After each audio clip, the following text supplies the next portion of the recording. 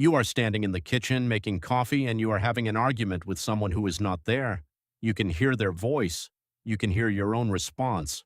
You already know how it ends. The conversation has not happened yet. It might never happen at all. But your brain has already run it 3 times this morning and it is not finished. This is one of the strangest habits of the human mind, and almost nobody talks about it. You rehearse conversations before they occur. Not occasionally, constantly. The text message you have not sent yet, already drafted and redrafted in your head. The conversation with your boss tomorrow, already argued out in the shower. The thing you wish you had said last week, replayed with a better ending. Your mind is not simply remembering the past or planning the future, it is performing it, quietly, automatically, on a stage you never agreed to build. Why does it do this? Communication researcher James Honeycutt spent decades studying this exact phenomenon. He called it imagined interactions. And what he found was that this is not a rare quirk reserved for anxious people before big events.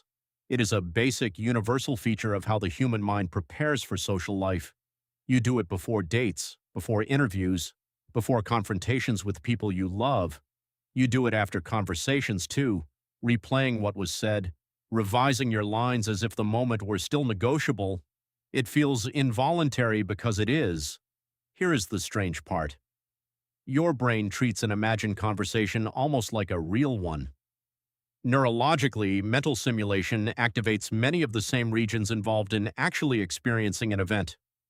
When you rehearse telling someone how you really feel, your heart rate can rise, your palms can sweat, you can feel the shame of a rejection that has not happened yet.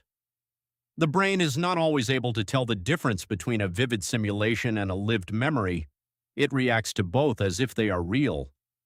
Think about what that actually means. You can suffer a real physiological stress response from a conversation that exists only in your skull.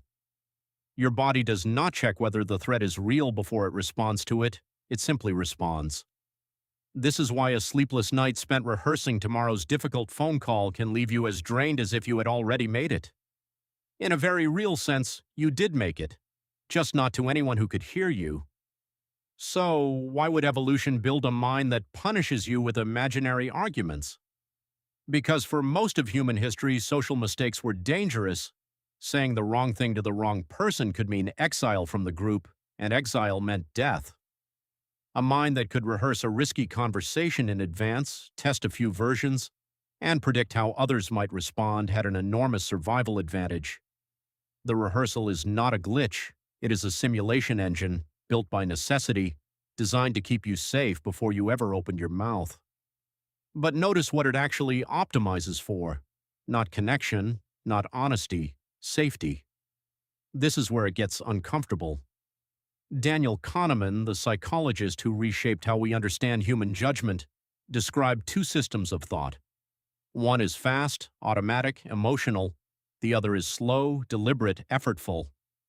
Most of your conversation rehearsal happens in the fast system. It is not careful reasoning about what you actually want to say. It is your nervous system anxiously trying to predict pain and avoid it. Which means the version of you that shows up in your imagined rehearsal is rarely your most honest self. It is your most defended self. You rehearse the version of the conversation where you win the argument. You rehearse the version where you are not embarrassed. You rehearse the version where you already know what they will say, so nothing can surprise you and nothing can hurt you. Do you see the trap forming? The more you rehearse, the more convinced you become that you already know how the real conversation will go. Researchers studying imagined interactions found something almost paradoxical. People who rehearse conversations heavily often feel more confident going in, but they are frequently less accurate about how the other person will actually respond. The rehearsal does not prepare you for reality. It prepares you for a fictional version of reality that your anxious mind invented to feel safe. This matters more than it sounds like it should.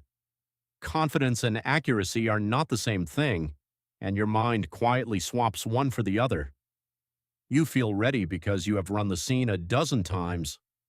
But readiness, in this case, only means familiarity with your own prediction. It says nothing about whether the prediction is correct.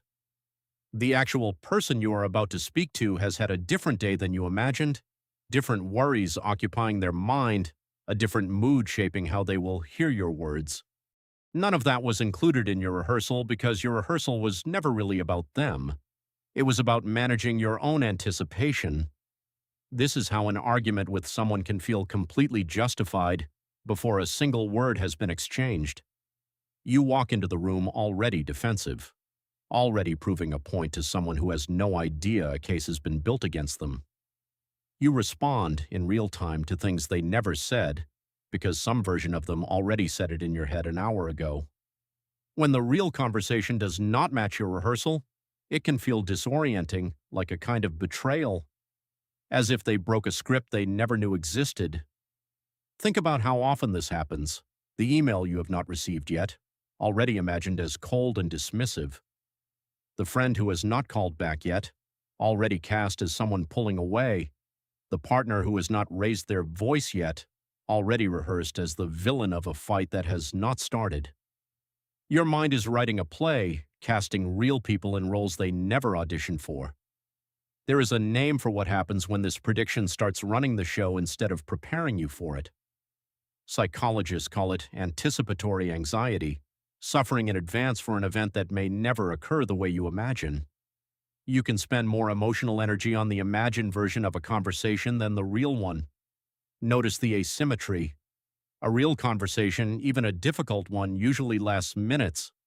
The imagined version has no such limit. It can loop for hours, return uninvited while you are trying to fall asleep. Anticipatory anxiety does not respect the actual timeline of events. It treats the future as something happening right now, which means you can live through a hard conversation 100 times before you live through it once. But here's the part that should genuinely surprise you. Mental simulation is not inherently the enemy. Researchers who study this have found that not all rehearsal is equal.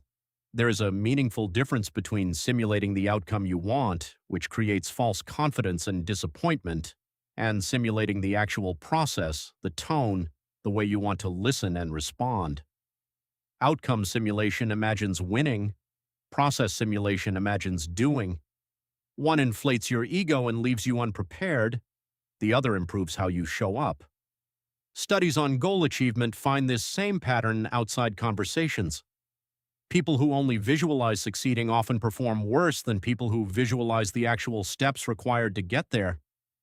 Picturing the victory feels good, like a reward your brain gives itself in advance, but it borrows satisfaction from a future not yet earned and quietly drains your motivation to do the real work. This is the quiet skill almost nobody is taught. Not to stop rehearsing because you cannot.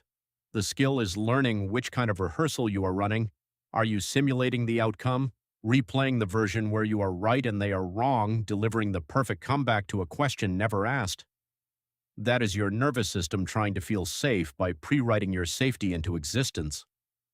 Or are you simulating the process, picturing yourself staying calm when the conversation gets uncomfortable, picturing yourself actually listening instead of waiting for your turn to speak? That is preparation. That is the same mental tool elite athletes use before competition, except most people use it to manufacture conflict instead of competence. Here is something worth sitting with the next time you catch your mind mid-rehearsal. The version of the other person in your head is not them. It is a puppet built from your fear, your memory, and your worst guesses about what they might say. Real people are stranger than the puppet. They forget the thing you dreaded them mentioning. They respond with kindness where you predicted cruelty. They say something you never simulated because you cannot predict another human mind, no matter how many drafts you run. So the next time you notice yourself arguing with someone who is not in the room, pause for a moment. Ask yourself a simple question. Is this preparing me or is this just frightening me in advance? Because that distinction changes everything about what the rehearsal is for. Used well, it is rehearsal for courage. A way to walk into a hard conversation having already practiced staying calm, staying honest, staying present, even when things do not go the way you scripted them. Used poorly, it is a private theater where you suffer alone, fighting people who have no idea a war is happening, defending against accusations never spoken, exhausted by a conversation that has not even started yet.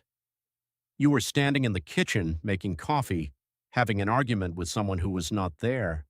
Maybe the conversation never needed rehearsing at all. Maybe it just needed you to show up, unscripted, and actually listen to what they say.